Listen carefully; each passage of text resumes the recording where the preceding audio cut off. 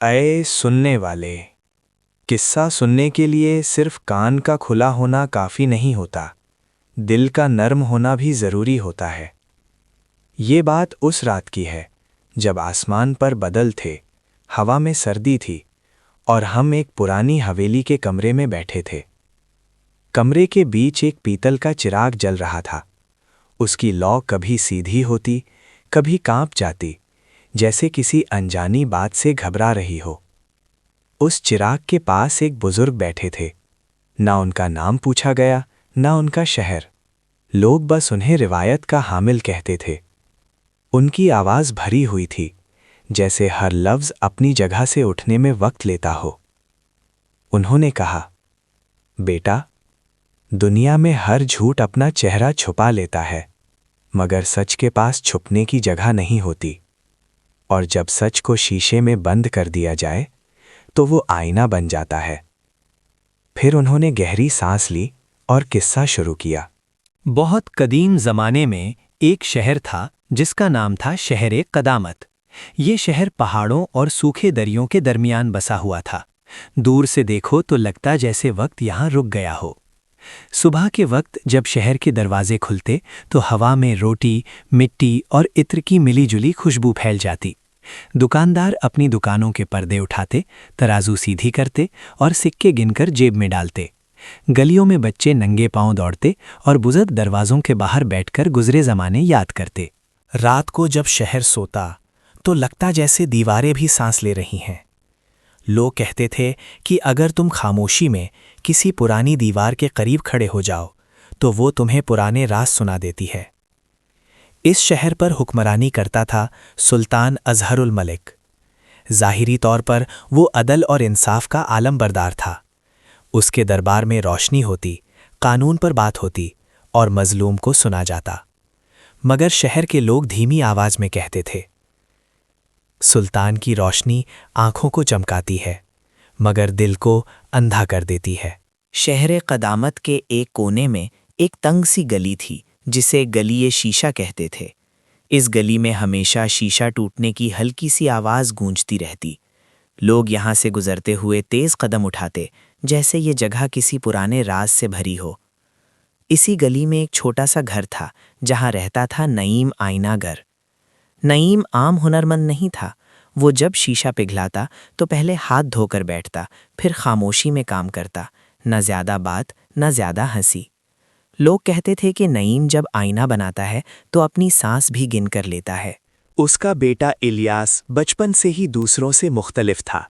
वो आईने के सामने खड़े होकर खुद को नहीं देखता था, बल्कि खुद से सवाल करता। उसकी आंखों में बचपन कम और सोच ज़्यादा होती। एक शाम नईम ने इलियास से कहा, बेटा, शीशा सिर्फ चेहरा नहीं दिखाता, ये आदमी के अंदर छुपी हुई बात को भी पकड़ लेता है। इसीलिए जो आईना बनाए उसे अपना दिल पहले साफ करना पड़ता है। इलियास ने उस बात को दिल में उतार लिया, मगर उसे क्या मालूम था कि यही बात उसकी पूरी जिंदगी का बोझ बनने वाली है। यहीं पर किस्सा और गहरा होता है। अब आएगी वो रात जब आईना बनाया जाएगा, फिर जुल्म, फिर सब्र का लंबा सफ़र, और फिर वो सच जो शहर हिला देगा। उस रात शहर कदामत में हवा तेज थी और बारिश की बूंदें ऐसे गिर रही थीं जैसे ज़मीन को साफ करना चाहती हों। नईम आईनागर अपने घर के अंदर आईने को मुकम्मल कर चुका था। शीशा बिल्कुल साफ था, इतना कि तुम सिर्फ अपना चेहरा नहीं, अपनी रूह का राज भी देख सकते थे। नईम ने इलियास से कहा, बेटा, इस आईने को सिर्फ ज़रूरतमंद ही देखे। अगर कोई इसे हाथ लगा लेगा जो झूठ के साथ जीता है तो आईना सच भी बर्दाश्त नहीं करेगा। मगर न जाने कैसी तकदीर थी कि उस रात शहर के वजीर को खबर मिल गई कि नईम ने सुल्तान के लिए आईना बनाया है। सिपाही घर तक पहुंच गए। नईम ने आईने को अपनी पुरानी तवीज़ों में लपेटकर छुपा लिया, लेकिन सिपाहियों ने उसे फिर भी कैद कर लिया। इलियास ने देखा कि उसके बाप ने जाते जाते सिर्फ इतना कहा, ये आईना सिर्फ शीशा नहीं, ये अमानत है। अगर ये टूट गया तो सच भी टूट जाएगा।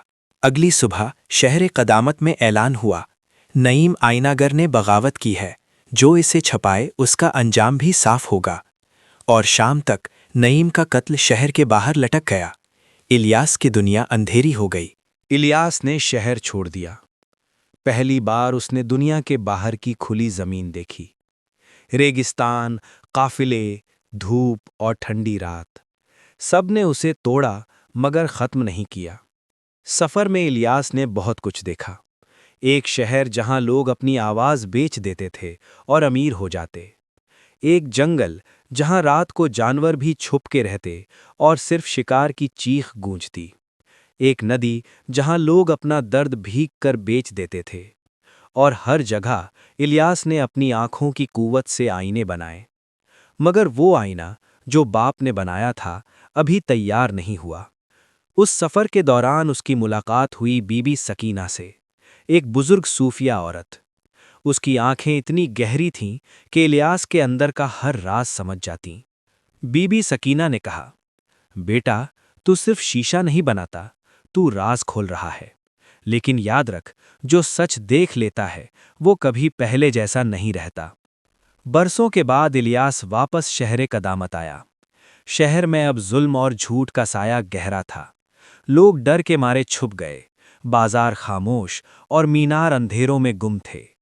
सुल्तान अजहरुल मलिक ने ऐलान किया, शहर के सबसे साफ और गहरी आंखें लाओ, जो आईना सब कुछ दिखाए वो अमीर और इज्जतदार होगा। इलियास ने सुल्तान के सामने अपना आईना रखा, वही आईना जो उसके बाप ने सुरक्षित रखा था और जिसे इलियास ने सफ़र में अपनी रूह की साफियों से मुकम्मल किया। जब सुल्तान ने इस आईने में देखा तो उसके चेहरे पर पहले हैरानी, फिर खौफ और फिर गुस्से का रंग छा गया। आईने में सुल्तान का चेहरा नहीं था, वहां उसके सारे राज, झूठ, कत्ल और साजिश दिख रहे थे। दरबार में खामोशी छा गई, लोगों के होश उड़ गए। इलियास ने गहरी सांस लेकर कहा, सुल्तान, ये आईना झूठ नहीं देखता और जो सच बर्दाश्त नहीं कर सकता वो गिर जाता है। तख्त के नीचे का फासला बहुत गहरा हो गया। सुल्तान का रोशनी से भरा दरबार सन्नाटे में बदल गया। इलियास ने आईना जमीन पर गिरा दिया। शीशे की हल्की सी आवाज गूंज उठी, जैसे सारी दुनिया ने सांस रोकी हो। शहर कदामत का रंग धीरे धीरे बदलने लगा। बाजार फिर से खुला, लेकिन इस बार लोगों ने अपनी आंखों को समझा। उन्होंने पहली बार देखा कि सच छुपाया नहीं जा सकता और झूठ की रोशनी कभी असली नहीं होती। इलियास ने शहर छोड़ दिया। उसने कहा, सच अगर ज्यादा देर कैद रहे तो जब आज़ाद होता है तो शीशा नहीं, तकदीर तोड़ देता है। शहर के लोगों के दिल में डर और समझ दोनों आ गया। आखिरी इबरत, हर शीशा चेहरा दिखाता है, मगर सिर्फ सच की रूह नंगा करता है, और जो रूह नंगी हो जाए वो कभी पहले जैसा नहीं रहता। ऐ सुनने वाले, याद रखो, जो झूठ बर्दाश्त कर लेता है वो सिर्फ जिंदा रहता है, लेकिन जो सच बर्दाश्त करता है वो रूह का मालिक बन जाता है।